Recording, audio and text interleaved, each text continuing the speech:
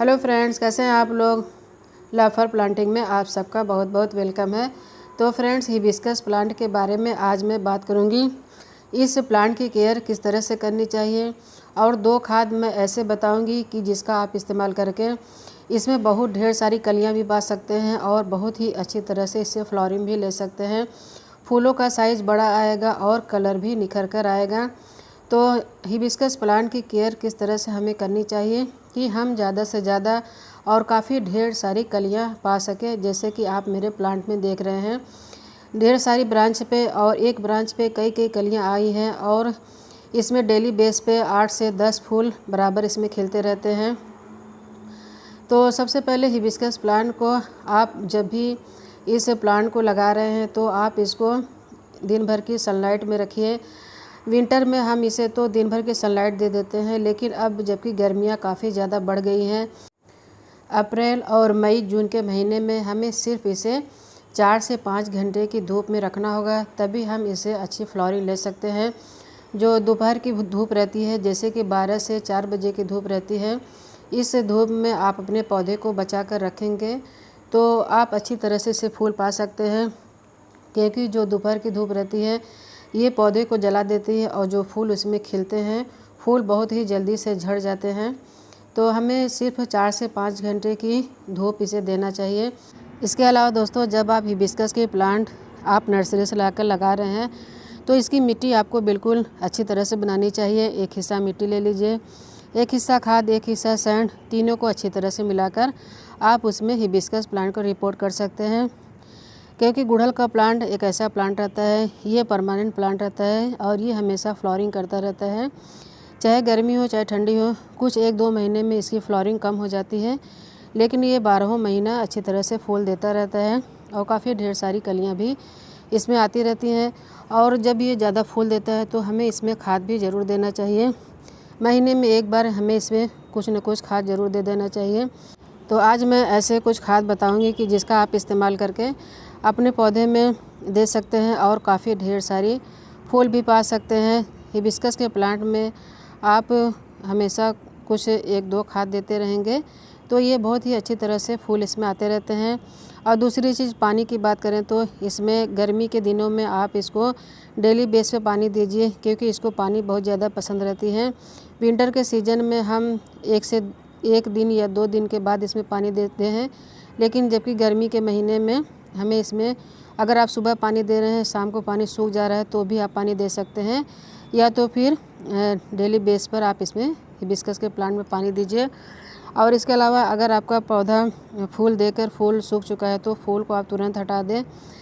तो जो सूखे हुए फूल को आप हटाएंगे तो इसमें जो और कलियां बनी रहती हैं अच्छी तरह से खिल पाती हैं। और खाद देने से पहले आप अपने पौधे की गुड़ाई ज़रूर कर दें।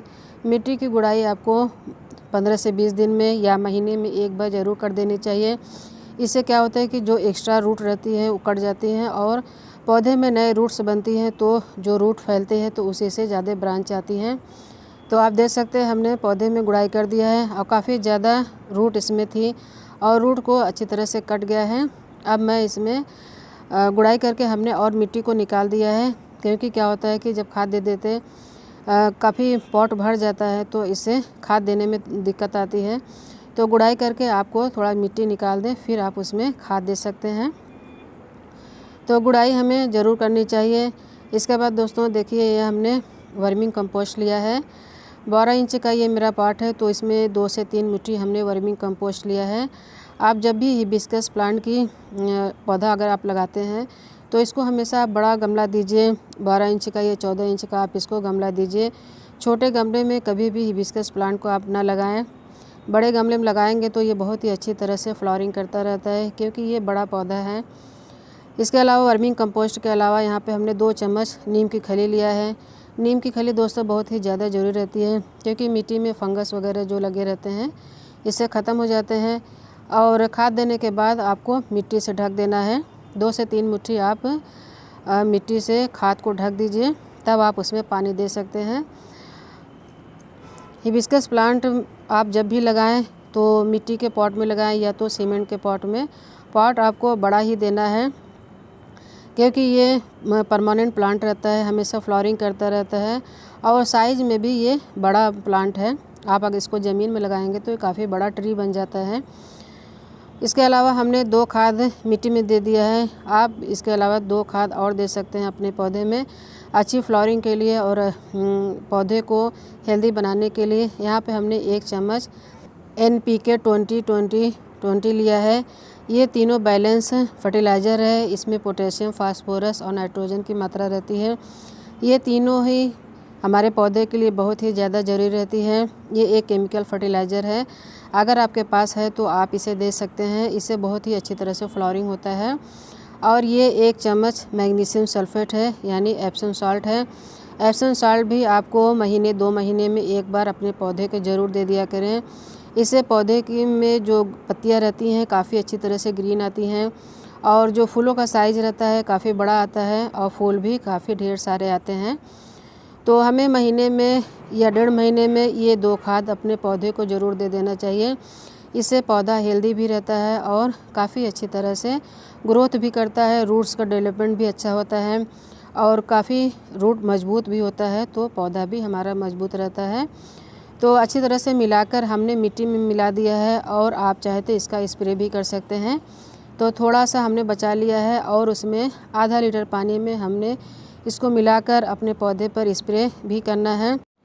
आप चाहें तो मिट्टी में भी मिला सकते हैं या तो फिर इस तरह से आप अपने पौधे पर स्प्रे भी कर सकते हैं।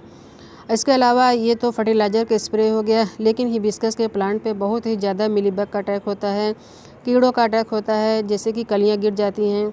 जब कीड़ों का अटैक होता है तो कलियाँ भी गिर जाती हैं। तो हमें 15 से 20 दिन में नीम ऑयल का भी स्प्रे करना चाहिए या तो फिर फंगिसाइड का भी स्प्रे ज़रूर कर देना चाहिए। अगर बहुत ही ज़्यादा इसमें मिलीबग का अटैक है तो आप किसी भी तरह का कोई केमिकल इंसेक्टिसाइड लेकर अपने पौधे पे स्प्रे ज़रूर कर दिया करें।